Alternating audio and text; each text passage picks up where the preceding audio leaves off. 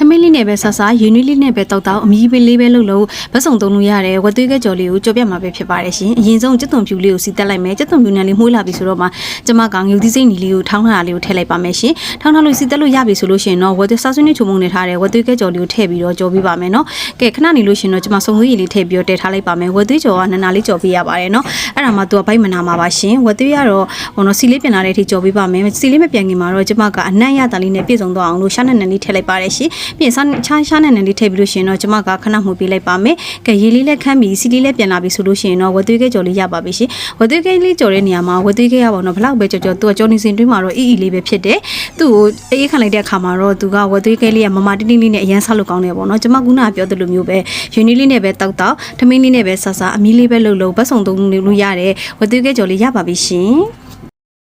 နောက်ဘလော့တွေမှာပြန်ပြီးတွေ့ကြပါမယ်ရှင်ဘိုင်ဘိုင်